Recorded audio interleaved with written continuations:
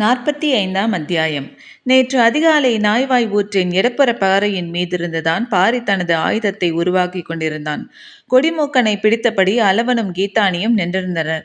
மற்ற இரு வீரர்களும் உடைமர முட்களை ஒடித்து முடித்து அடுத்து என்ன செய்ய போகிறான் பாரி என்று எதிர்பார்த்து நின்றிருந்தனர். கொடிமூக்கனின் வாய் திற என்றான் பாரி. அளவன் அதன் கழுத்து பகுதியில் இருக்கும் தாடையை அழுத்தப் போகும்போது பாரி சொன்னான், அது சில நேரம் நஞ்சை பீச்சியடிக்கக்கூடியது, அப்பக்கம் திருப்பிக்கொள். அளவன் இடப்புறம் திருப்பியபடி அடிக்கழுத்தை அமுக்கி பெருவிரலை சற்று மேலேற்றினான். மேலும் கீழுமாக தாடை அகன்றதும் கண்ணிமைக்கும் நேரத்தில் நஞ்சை பீச்சியடித்தது. நஞ்சின் சீற்றம் கண்டு அதிர்ந்தனர். பெரிதுமில்லாமல் சிறிதுமில்லாமல் நடுத்தரமான நீளத்தோடு இருந்த முட்களை கை நிறைய அள்ளி கொடிமூக்கனின் வாய்க்குள் போட கையை அருகில் கொண்டு வந்தான் பாரி. அவனது உள்ளங்கையிலிருந்து ரேகை இடுக்கின் வழியே முட்கள் வரிசையாக இறங்கி கொடிமூக்கனின் நாக்கோடு இணைந்து படிந்தன. அகன்ற அதன் வாய்க்குள் சுமார் 30 முட்கள் அடங்கின. முட்கள் எதுவும் மேல் நோக்கி இல்லாமல் சமநிலையில் கிடப்பதைப் போல தாடையை சற்றே அசைத்து சமப்படுத்தினான் அளவன். இப்பொழுது வாயை மூடு என்றான் பாரி. கழுத்து பகுதியை அழுத்தி கொண்டிருந்த அவனது விரல்கள் இப்போது மேல் வாயையும் கீழ்வாயையும் சேர்த்து அமுக்கி வாயை மூடின. அளவனின் கையெலும்பை நொறுக்குவதைப் போல கொடிமூக்கன் இறுக்கி சுருண்டு கொண்டிருந்தது. பாதி உடலை கீதானி பிடித்திருந்தான். ஆனாலும் முறுக்கித் திருகும் அதன் ஆற்றலை கட்டுப்படுத்த முடியவில்லை. எருக்கு நாரை கொண்டு வாயை கட்டி என்றான் பாரி. வீரர்கள் இங்குமங்குமாக அலைந்து நாரெடுத்து வந்தனர். கொடிமூக்கனின் வாயை நார்கொண்டு இறுக சுற்றினர். குறைந்தது 3 சுற்றாவது சுற்று. முடிச்சு எக்காரணம் கொண்டு கீழ்த்தாடையில் இருக்கக்கூடாது, மேற்தாடையில் மேலே இருக்க வேண்டும் என்றான் பாரி. அவனது ஒவ்வொரு சொல்லுக்குள்ளும் இருக்கும் பொருள் அவர்களை வியப்பில் ஆழ்த்தியது. அதன் வால் சுழற்றி சுழற்றி அடித்து கொண்டிருந்தது. உடலின் கீழ்ப்பகுதி வரை அமுக்கி பிடித்திருந்த கீதானி வால் பகுதியையும் சேர்த்து அமுக்கி பிடிக்க முயலும் பொழுது பாரி சொன்னான், வாலினை சுழற்றி அடிக்கட்டும், உன்மேல் படாமல் பார்த்துக்கொள் என்றான். சரி என்று சொல்லி அதற்கு தகுந்தாற்போல் அளவனும் கீதானியும் கொடிமூக்கனை பிடித்து கொண்டனர். கொடிமூக்கன் தாடையை திறக்க முயலும் போதெல்லாம் அதன் நஞ்சுப்பை விரிந்து வாய் நிறைய நஞ்சை உமிழ்ந்து கொண்டே இருந்தது. வாய்க்குள் இருக்கும் முட்கள் நஞ்சில் ஊறிக்கொண்டே இருந்தன. எப்பொழுதெல்லாம் வாலினை சுழற்றுகிறதோ அப்பொழுதெல்லாம் நஞ்சுப்பை திறந்தது. அதனால்தான் வாலை சுழற்றி அடிக்கட்டும் என்றான் பாரி. வாயை கட்டியவுடன் மலை ஏறிய தொடங்கினர். விரைந்து ஓட வேண்டிய தேவையில்லை. ஆனாலும் உள்ளத்தில் வெறி வேகத்தை கூட்டியபடியே இருந்தது. காரைமலையின் 4 பங்கை கடந்தனர். முதலில் கையெலும்பு நொறுங்குவதைப் போல முறுக்கிய கொடிமூக்கன் சற்றே அமைதியடைய தொடங்கியது. அதனை கவனித்த பாரி, வீரனிடம் பாம்பினை கொடு என்றான். சரி என்று சொல்லி அளவன் அதனை வீரனின் கைக்கு மாற்றினான். வாங்கிய கணத்தில் மீண்டும் வெகு ஆற்றலோடு உடல் முறுக்கி சீறி தலைநிலித்து எழுந்து பார்த்தது. வீரன் சற்றே பதற்றமடைந்தான். அவனது கை முழுவதும் சுற்றி திருகியது. வால் பகுதியின் துடிப்பு மிக அதிகமானது. புதிய உடற்சூட்டுக்கு மாறும் பொழுது அது மீண்டும் எழுச்சி கொண்டு தாக்கத் தலைப்படும். வால் சுழற்றி விடாது அடிக்க நஞ்சுப்பை இடைவிடாது நஞ்சை உமிழும். அதனால்தான் குறிப்பிட்ட இடைவெளி வந்ததும் பாரிய அளவினிடமிருந்து இன்னொருவனுக்கு கொடிமூக்கனை மாற்றினான். இப்பொழுது இன்னும் வேகத்தோடு அவர்கள் காரமலையின் மீது ஏறிக்கொண்டிருந்தனர். நேற்று இரவு முழுவதும் பெருமழை கொட்டி தீர்த்தது. எனவே எதிரிகளால் குத்துக்கல் பள்ளத்தாக்கில் ஓரடி கூட எடுத்து வைத்திருக்க முடியாது. சரியான இடம் பார்த்து பதுங்கினால் மட்டுமே அவர்கள் உயிர் தப்பிக்க முடியும். இல்லையென்றால் நீரின் வேகம் அவர்களை இழுத்து வந்து பெரும் பாறையில் அடித்து சிதற வைக்கும். அவர்கள் மழை நின்ற அதிகாலையில்தான் இறங்கத் தொடங்குவார்கள். பகல் முழுவதும் இறங்கினால்தான் பொழுதடையும் நேரம் சமதளத்தை அடைய முடியும். அதன் பின் முழு வேகத்தோடு ஓடுவார்கள். பகலும் இரவுமாக ஓடினாலும் காரமலையின் உச்சியை வந்தடைய மறுநாள் பொழுது விடியும் என்று கணித்தபடியே பாரி நடந்து கொண்டிருந்தான். அவனது கண்ணில் இச்சி மரம் ஒன்று பட்டது. அதனது செதில்களில் வழிந்திருக்கும் பிசினை எடுத்துக்கொள் என்று கீதானியை பார்த்து சொன்னான். கீதானியும் அவ்வாறே பிசினை பீத்தெடுத்து கொண்டான். ஓட்டம் படு வேகமாக இருந்தது. நடுப்பொழுது கடந்ததும் கொடிமூக்கனை இன்னொரு வீரனின் கைக்கு மாற்றச் சொன்னான் பாரி. புதிய சூடு கண்டு மீண்டும் சீறி வால் முறிக்க நஞ்சை கக்கியது. முட்கள் நஞ்சினை குடித்து ஊறின. பாரி மிக நிதானமாக ஆனால் தெளிவான தயாரிப்புகளோடு போய்கொண்டிருந்தான். கடக்கும் வழியில் மலைப்பருத்தியை பார்த்தான். அதன் இலையை பறித்துக்கொள் என்றான். கீதானி பறித்து கொண்டான். இடுக்குப்பாறையின் வழியே வேர்களை பிடித்து மேலேற வேண்டிய சூழல் வந்தது. ஒரு கையில் பாம்பை பிடித்து கொண்டிருந்த வீரனால் வேர்களை பிடித்து மேலேற முடியாது. என்ன செய்யலாம் என்று சிந்தித்தனர். பெரும் பாறையை கடக்க இவ்வழியின்றி வேறு வழியை பயன்படுத்தினால் அதிக தொலைவு நடக்க வேண்டியிருக்கும். இப்பொழுது கூடுதல் நேரத்தை எடுத்துக்கொள்வது நல்லதல்ல. குத்துக்கல் பள்ளத்தாக்கை விட்டு சமதளத்தை அடைந்து விட்டால் எதிரிகள் என்ன வேகம் எடுப்பார்கள் என்பதை முடிவு செய்துவிட முடியாது. நாம் மிக விரைவாக முன்னோக்கி செல்ல வேண்டும் என்று சிந்தித்த பாரி கொடிமூக்கனை அளவனிடம் கொடுக்கச் சொன்னான். உடற்சூடு மாறியவுடன் அது மீண்டும் வால் முறுக்கி நஞ்சை உமிழ்ந்தது. வேர்களால் அளவனை முறுக்கி கட்டி மேலே தூக்குவது என பாரி முடிவெடுத்தான். சரசரவென மேலேறியவர்கள் அவ்வாறே அளவனை கட்டி தூக்கினர். வேர்கள் உடலையும் பாம்பு கையையும் சுற்றியிருக்க அளவன் காற்றில் சுழன்றபடி மேலேறி கொண்டிருந்தான். பாறையை மேலேறி கடந்ததும் மீண்டும் ஓட்டம் தொடங்கியது. ஓட்டம் ஒருவனின் காலிலிருந்து இன்னொருவனின் காலுக்கு விரைந்து பரவக்கூடியது. முன் செல்பவனின் கால்கள் தன்னியல்பிலேயே பின்வரும் கால்களை இயக்கத் தொடங்கிவிடும். அவர்கள் விரைவு கொண்டு ஓடினர். சற்று தொலைவு கடந்ததும் முக்காமூக்கில் பெரும் புதரை கடந்தனர். அதன் இலைகளையும் பறித்துக்கொள் என்றான் பாரி. நீண்ட ஈட்டி போல் இருக்கும் அதன் இலைகளையும் வீரர்கள் பறித்து கொண்டனர். நடையின் வேகம் குறையாமல் இருந்தது. முந்தைய நாள் இரவில் பெய்த பெருமழையால் காடு குளிர்ந்து எங்கும் மனம் வீசிக்கொண்டிருந்தது. அனைத்தையும் கவனித்தபடி நடந்த பாரி எதனின் பாலும் எண்ணங்களை செலுத்தாமல் போய்கொண்டிருந்தான். அவன் மனமெங்கும் எதிரிகளே நிறைந்திருந்தன. மாலை பொழுதுக்குள் காரமலையின் உச்சியை அடைந்தனர். தேக்கனும் இந்நேரம் கூவல் குடியினரை அழைத்து வந்திருப்பான்.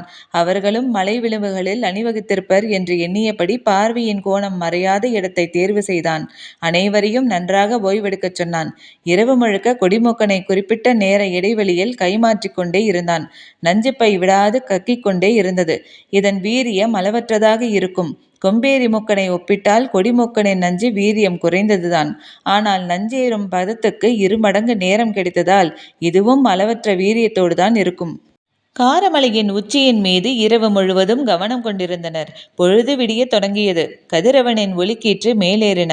வீரர்கள் வைத்திருந்த அம்பின் முனையை கத்தியால் சிறிதாக பிளக்கச் சொன்னான் பாரி. அவர்களும் அவ்வாறே பிளந்தனர். குகையை ஒட்டி உட்பரஞ்செடி இருந்தது. அதன் இலையையும் கணுவையும் உடைத்தால் பால் வரும். அந்த பாலை விரல்கள் முழுவதும் தேய்த்துக்கொள் என்று கீதானியை பார்த்து சொன்னான். கீதானியும் அதன் கணுவையும் இலையையும் உடைத்தான். பாலூறி வந்தது. ஊற ஊற தனது வலது கையின் 5 விரல்களிலும் படும்படி அதனை தேய்த்து கொண்டான். கொடிமூக்கனின் வாய்க்கட்டை கழற்று என்றான். அளவன் பாம்பை பிடித்திருக்க வீரனொருவன் எருக்குநாரின் முடிச்சை அவிழ்த்து கட்டை கழற்றினான். கழற்றிய வேகத்தில் அது வாய் திறந்து சீராமல் இருக்க அளவனின் விரல்கள் அதன் தாடையை அழுத்தி பிடித்திருந்தன. மலைப்பருத்தி இலையை புரட்டி வைத்து கொடிமூக்கனின் வாயில் இருந்த கவிழ்க்கச் சொன்னான். அளவனும் அவ்வாறே செய்தான். நஞ்சேறிய முட்கள் அவ்விலையில் கொட்டப்பட்டன. முட்களோடு சேர்ந்து கொடிமூக்கனின் நஞ்சு எச்சிலாய் வடிந்து கொண்டிருந்தது. வடியும் நஞ்சு நூல் அறுபட நேரமானது. பொறுமையோடு அனைவரும் அதை பார்த்து கொண்டிருந்தனர். முற்றிலும் வடிந்தவுடன் அதனை வெளியில் போய் போட்டுவிடு என்றான் பாரி. அளவன் குகைக்கு வெளியே போய் புதர் ஒன்றின் மீது கை நீட்டி அது வெளியேற வாகாக பிடியை தளர்த்தி விட்டான். அம்பு பாய்வதைப் போல அவன் கையிலிருந்து பாய்ந்து மறைந்தான் கொடிமூக்கன். மலைப்பருத்தியின் மீது கொட்டி கிடப்பவை உடைமர முட்கள் அல்ல, நஞ்சு நிரம்பிய பாம்பின் பற்கள். அவற்றை பார்த்த வீரன் ஒருவன், ஒரே ஒரு பாம்பிலிருந்து இத்தனை பாம்புகளை உருவாக்கி விட்டானே பாரி என வியந்து நின்றான். பாரி சொன்னான், தாக்குதல் தொடுக்கும்போது ஒவ்வொரு முள்ளாய் எடுத்து அம்பின் முனையில் இருக்கும் சிறு பிளவுக்குள் பொருத்தி தர வேண்டியது அளவனும் கீதானியும் செய்ய வேண்டிய வேலை. முட்களை மிக கவனமாக எடுக்க வேண்டும். எடுக்கும் பொழுது சின்னதாய் குத்தினாலும் எடுப்பவனின் மேலே நஞ்சு ஏறிவிடும். அதனால்தான் உப்பரஞ்செடியை பாலை விரல் முழுவதும் தேய்த்து கொள்ளச் சொன்னான் பாரி. பால் தேய்த்து காய்ந்த விரல்களின் மேல் முக்காமூங்கில் இலையை கசக்கி தேய்த்தபடி இச்சி பிசனை பூசிக்கொள்ளச் சொன்னான். பிசனை பூசிக்கொண்ட சிறிது நேரத்திலே அது காய்ந்து இறுகி விரல் கவசம் போல் ஆனது. இனி முட்கள் விரல்களில் தைத்து முடியாது. கீதானியால் நஞ்சேறிய முட்களை எடுத்து தர முடியும். அவனுக்கு நஞ்சால் தீங்கு நேராது. இந்த விரல் கவசம் எதுவும் அளவனுக்கு தேவையில்லை. அவன் பாம்பின் வாயிலிருந்தே அதனை எடுத்து தரும் வல்லமை கொண்டவன். அம்பின் நுனியில் பிளவு இருந்தால் அம்பு இலக்கை அடையாது, வேகமும் கொள்ளாது. அதுவும் இப்பொழுது இவர்களின் கையில் இருப்பதெல்லாம் எளிய வகை தாக்குதலுக்கான அம்புகள்தான். அதுவும் பிளவுண்டிருந்தால் தாக்குதல் வீரியமற்று இருக்குமே என்று வீரனொருவன் நினைத்து கொண்டிருக்கும் பொழுது பாரி சொன்னான், உப்பெருஞ்செடியின் பாலை விரலில் தேய்த்ததைப் போல அம்பின் முனையிலும் தேய். அது பிளவுகளை இறுக்கி அடைத்துவிடும். பாரியின் செய்முறைகளை சிறிது சிறிதாக புரிய தொடங்கும் போது உருவான நம்பிக்கை அளவற்றதாக இருந்தது. வீரர்கள் தாக்குதலுக்கு ஆயத்தமாயினர். இருப்பதிலே பெரிய வில்லாக ஒன்றை பாரிக்கு தந்தனர். மற்ற 2 வில்களையும் ஏந்தி நின்றனர் வீரர்கள் இருவரும். பாரியின் மேல் நின்று காரமலையின் நாலாபுறமும் கண்களை சுழல விட்டு கொண்டிருந்தான் பாரி. அவன் கணித்த நேரம் நெருங்கி கொண்டிருந்தது. நேற்று இரவு சிறிது நேரம் கனமழை பெய்ததால் எதிரிகளின் ஓட்டம் சற்றே தடைப்பட்டிருக்க வாய்ப்பிருக்கிறது. அதுதான் இந்த தாமதத்துக்கு காரணம் என்று மனதுக்குள் கணக்கு போட்டுக் கொண்டிருந்தான். பாரியை சுற்றி 4 பேரும் பாய்ந்து செல்ல தயார் நிலையில் இருந்தனர். கைவிட்டு பிரியும் பொழுது கொடிமொக்கனிடம் இருந்து சீற்றமும் இப்பொழுது 4 பேரின் உடலிலும் இருந்தது. நஞ்சேறிய முள்ளும் பகையேறிய கண்ணும் முறுக்கேறிய நரம்புகளாக அவர்கள் கொதிப்பேறி நின்றிருந்தனர். காரமலையின் கீழ்திசை காட்டை கிழித்துச் செல்ல கால்கள் காத்திருந்தன. பொழுது விடிந்து நீண்ட நேரமாகியிருந்தது. காடெங்கும் இருந்து பறவைகள் கலைந்து பறந்தன. கண்கள் இங்கும் அங்குமாக அலைமோதி கொண்டிருந்தன. சற்றும் எதிர்பாராத திசையிலிருந்து நரி ஊளையிடும் ஓசை எதிரொலித்தது. இது கூவல் கொடியினரின் ஓசை. எதிரிகள் நரிப்பாறையின் வழியே காரமலை விளிம்பை கடந்துள்ளனர். கன நேரத்தில் பாரி எல்லாவற்றையும் கணித்தான். தான் இருக்கும் இடத்திலிருந்து அவர்கள் இறங்கும் இடத்திற்கு செல்ல ஆகும் நேரத்தையும் வழித்தடத்தையும் அவனது மனம் திட்டமிட்டது. கணிப்புகளை விஞ்சும் வேகத்தில் கால்கள் பாய்ந்து கொண்டிருந்தன. நெடுந்தொடர் கொண்ட காரமலை குன்றுகளும் பிளவுகளும் நிறைந்தது. பாரி இருக்குமிடமிருந்து 2 பெரும் பிளவுகளை தாண்டி அங்கு செல்ல வேண்டும். கூவல் கொடியை சேர்ந்த பிறரும் அவர்கள் இருக்கும் திசை நோக்கி இந்நேரம் பாய்ந்து சென்று கொண்டிருப்பர். எதிரிகள் ஓடும் பாதை குறிப்பிட்ட கால இடைவெளியில் ஓசையாக காடெங்கும் எதிரொலிக்கும் என பாரியின் மனம் எண்ணிக்கொண்டிருந்தது. மலைச்சரிவில் ஓடும் வழித்தடத்தை கண்கள் பார்த்திருக்க, கூவல் கொடியினர் எழுப்பும் ஓசையை காது கூர்மையாய் கவனிக்க, கால்கள் இணையற்ற வேகத்தில் பாய்ந்து கொண்டிருந்தன. மலைச்சரிவில் கால்களில் மிதிப்பட்டு கற்கள் உருண்டு தெரித்தன. கதிரவன் மேலேறுவதை பார்த்தபடி காலம்பன் ஓடிக்கொண்டிருந்தான். பரம்பு வீரர்கள் எப்படியும் மறிக்க முயல்வார்கள். வேட்டுவன் பாறையின் அருகே ஓர் ஊர் உள்ளது. அப்பக்கம் போகாமல் வேறு திசை நோக்கி இறங்க வேண்டும் என்று சிந்தித்தபடியே அவன் ஓடினான். வெற்றியின் எல்லையை நெருங்கும் போது களைப்பு தானே மறைந்து போய்விடும். புது தெம்பை எண்ணத்தின் வழியே உடல் எடுத்துக்கொள்ளும். அவர்களுடைய ஓட்டத்தின் வேகம் இவ்வளவு கூடுவதற்கு அதுவே காரணம். காலம்பனின் கவனம் இறங்கும் திசையில் கீழே மறித்து தாக்க வாய்ப்புள்ள இடங்கள் பற்றியே இருந்தது. பின்னால் அவ்வப்பொழுது எழும் ஓசையை அவன் கவனம் கொள்ளவில்லை.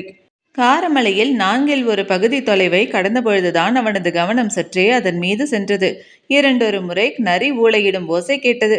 உச்சிமலையின் மீது நரிக்கென்ன வேலை என்று சிந்தித்த நேரமின்றி ஓடிக்கொண்டிருந்தான். பின்னர் காட்டுக்கோழியின் கூவல் ஓசை கேட்டது. கூவலின் அளவு பெரிதாக இருந்தது. மிக அருகில் இருந்து கூவுகிறது. அதனால்தான் இவ்வளவு சத்தமாக கேட்கிறது என்று காலம்பனும் மற்றவர்களும் நினைத்து கொண்டனர். காலம்பனின் கவனம் இறங்கும் திசையில் எதிர்கொள்ளப் போகும் எதிரிகளின் மீதே இருந்தது. பின்னால் சங்கிலித்து தொடர்பால் பின்னப்பட்டு வரும் ஓசைகளின் குறிப்புகளை அவன் அறியவில்லை.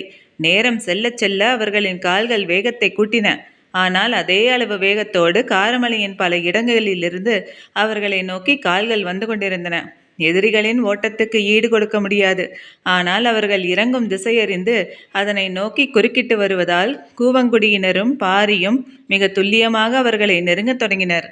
காரமலையின் சரிபாதியை அவர்கள் கடந்துவிட்டனர் என்பது கூவல் குடியினர் வீசி எறியும் கூகையின் குடரல் சொன்னது. வேட்டுவன் பாறையின் மீது நின்றிருந்த வேட்டூர் பழையன் ஓசை வந்த இடத்தை கணித்தபோது அதிர்ச்சியடைந்தான். அவர்கள் சரிபாதி தொலைவை கடந்துவிட்டனர். இன்னும் ஏன் பாரியின் தாக்குதல் நிகழாமல் இருக்கிறது? பாரி எவ்விடத்திலிருந்து வந்து கொண்டிருக்கிறான்? இவ்வளவு நேரமாகியும் வந்து சேர முடியவில்லை என்றால் அவன் மிக தொலைவில் இருந்து வந்து கொண்டிருக்க வேண்டும். காரமலையில் வைத்து அவர்களை தாக்குவது என்ற திட்டமே ஆபத்தானது. இப்பொழுதோ அவர்கள் பாதி மலையை கடந்து விட்டனர். இனி அவர்களை தாக்குவது இன்னும் ஆபத்தானது. பழையனின் மனம் குழம்பியது. தவறு இழுத்து விட்டோமோ என்று தோன்றியது. பாரி இந்த ஆலோசனையை சொன்னபோது உறுதியாக மறுத்திருக்க வேண்டும். அவ்வாறு செய்யாதது சரியல்ல என்று தனக்குத்தானே மீண்டும் மீண்டும் சொல்லிக் கொண்டிருந்தான். எதிரிகளை பின்தொடர்ந்து ஓடிவரும் நீலனுக்கு எதுவும் புரியவில்லை. ஓடிக்கொண்டிருப்பவர்கள் யார்? கூவல் கொடியினர் ஓசையை எழுப்பியபடியே இருக்கின்றனரே, அவர்கள் யாருக்காக ஓசை எழுப்புகின்றனர்? ஓடுகிறவர்கள் எங்கெங்கோ வளைந்து செல்கின்றனர். கணிக்க முடியாத பாதையில் அவர்கள் செல்கின்றனர். ஓடுபவர்கள் எதிரிகளாக இருந்தால் மேலே இருந்து காரிக்கொம்பு ஊதினாலே போதுமே, கீழே இருக்கும் வீரர்கள் ஆயத்தமாகி விடுவார்களே. அவ்வாறு செய்யாமல் வேறுபட்ட ஒலி எழுப்பியபடி ஏன் கூவல் குடியினர் ஓடுகின்றனர்? காரமலையில் தன்னால் சிந்திக்க முடியாத செயல்கள் நடந்து கொண்டிருப்பதை நினைத்து மிகவும் குழம்பி போனான் நீலன். அக்குழப்பம் மனதுக்குள் ஆத்திரத்தை கூட்டவே செய்தது. ஆற்றல் பெருக்கி ஓடினான். எவ்வளவு விரைந்து ஓடினாலும் ஓசை கேட்கும் பகுதியை அவனால் நெருங்கவே முடியவில்லை. இவ்வளவு வேகமாக ஓடுகின்றனர். நம்ப முடியாத குழப்பம் அவனை திண்டாட வைத்தது. கீழ்திசை காவல் பொறுப்பாளனான தனக்குள் ஏற்படும் தடுமாற்றத்தை அவனால் தாங்கிக் கொள்ள முடியவில்லை. கூவல் குடியினர் யாராவது கண்ணீர் பட்டால் நடப்பதென்ன என்பதை அறிந்து கொள்ளலாம். ஆனால் ஓசை கேட்கும் இடங்கள் நேர்கோட்டில் இல்லாமல் இங்குமங்குமாக இருக்கின்றன. எனவே யாரும் கண்ணீர் பட வாய்ப்பில்லை. தேக்கன் தன்னால் முடிந்த அளவு வேகமாக ஓடி வந்து கொண்டிருந்தான். அவனது உடலில் அடிவிழாத இடமே இல்லை. கைக்கட்டை இன்னும் கழற்றவில்லை. ஆனாலும் விடாது துரத்தி வருகிறான். கூவல் கொடியினரிடம் தெளிவாகச் சொன்னான். எக்காரணம் கொண்டும் எனக்காக நீங்கள் நிற்கக்கூடாது. எதிரிகளை பின்தொடர்ந்து நீங்கள் போய்கொண்டே இருக்க வேண்டும். நான் குரல் கேட்டு வந்துவிடுவேன் என்று. மிகவும் தள்ளித்தான் தேக்கன் வந்து கொண்டிருந்தான். அவனது கண்ணில் தனித்து செல்லும் மனித உருவம் தென்பட்டது. சற்றே நின்று பார்த்து நெருங்கினான். அது பெண் என்பதை உறுதிப்படுத்திய கணம் சத்தம் கொடுத்தான். தொலைவில் போய்க் கொண்டிருந்த மயிலா பதில் கொடுத்தாள். யாரென தெரியாமல் நீலன் விரட்டிச் செல்வதை மயிலா சொன்னவுடன் தேக்கனின் கவலை இரட்டிப்பானது. நீலனை வைத்துதான் தாக்குதல் திட்டத்தை வேட்டூர் பழையன் தீட்டியிருந்தான். ஆனால் நீலனோ எதிரிகளின் பின்னால் ஓடிக்கொண்டிருக்கிறான் என்பதை அறிந்தபோது தேக்கன் மேலும் அதிர்ச்சிக்குள்ளானான். நீலன் இல்லாமல் வேட்டூர் பழையன் என்ன செய்து கொண்டிருப்பான் என சிந்தித்தபடியே விரைந்தான். ஆனால் தேக்கனை விட பெரும் அதிர்ச்சிக்கு உள்ளானது மயிலாதான். உடலெல்லாம் இரத்த விளாறாக இருக்க கையில் கட்டு போடப்பட்டிருந்த நிலையில் தேக்கனை பார்த்ததும் அவள் அதிர்ந்து போனாள். பரம்பின் ஆசானை இவ்வளவு கொடுமையாக தாக்கிவிட்டு ஓடும் வலிமை கொண்டவர்கள் யார்? அவர்களை நீலன் இன்னும் ஏன் கொல்லாமல் இருக்கிறான் என்று ஆவேசம் கொண்டாள்.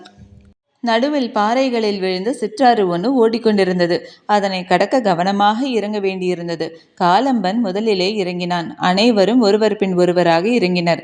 சிலர் நீர் பருகினர். ஆனாலும் ஓட்டத்தின் வேகம் குறைந்துவிடக்கூடாது என்பதற்காக அளவோடு பருகினர். சிலர் அதனையும் தவிர்த்தனர். தேவாங்கு விலங்கு திடீர் என ஓசை எழுப்புவதும் அடங்குவதுமாக இருந்தது. ஓடையின் மறுகரை பாறையின் மீது காலம்பன் ஏறினான். அவனை தொடர்ந்து ஒவ்வொருவராய் ஏறினர். மீண்டும் கால்கள் வேகமெடுத்து தொடங்கிய பொழுது ஓடையின் அக்கறையிலிருந்து செந்நாய் ஊளையிடுவதைப் போன்ற ஓசை கேட்டது. முன்னெடுத்து ஓடிக்கொண்டிருந்த காலம்பனுக்கு சற்றே ஐயம் வரத் தொடங்கியது. ஓட்டத்தை நிறுத்தி மீண்டும் ஓடக்கரை விளிம்புக்கு மரங்களினூடே மறைந்தபடி வந்தான். பாரியின் வேகம் இதனை போல் 2 மடங்கு. ஆனால் அளவனையும் கீதானியும் அழைத்து வர வேண்டும் என்பதற்காக போதுமான வேகத்திலே வந்து கொண்டிருந்தான். கூவல் கொடியினரின் ஓசையை கணக்கிட்டு சிற்றோடையை நோக்கி இறங்கிக் கொண்டிருந்தான். இடையில் ஒரு சிறு குன்று இருந்தது. அதனை கடந்த கணத்தில் எதிரிகளை வீழ்த்தலாம் என்ற முடிவோடு வந்து கொண்டிருந்தான் பாரி. மீண்டும் செந்நாய் ஊளையிடும் ஓசை கேட்டது. அவர்கள் ஓடையை கடந்து விட்டனர் என்பதனை அந்த குறிப்பு சொன்னது. தனது வேகத்தை இன்னும் கூட்ட வேண்டும் என்று அவன் முடிவெடுக்கும் போது ஊளையிடும் ஓசை பாதியில் அறுபட்டு நின்றது. ஓடிக்கொண்டிருந்த பாரியின் கால்கள் அப்படியே நின்றன. மற்றவர்களும் நின்றனர். மேல் மூச்சும் கீழ்மூச்சுமாக தவித்தபடி எல்லோரும் பாரியின் முகத்தை பார்த்தனர். சற்று அமைதிக்கு பின் பாரி சொன்னான். எதிரிகள் கூவுகிறவனின் தொண்டைக்குழியில் ஈட்டியை இறக்கிவிட்டனர். இத்துடன் அத்தியாயம் முடிவடைந்தது. நன்றி.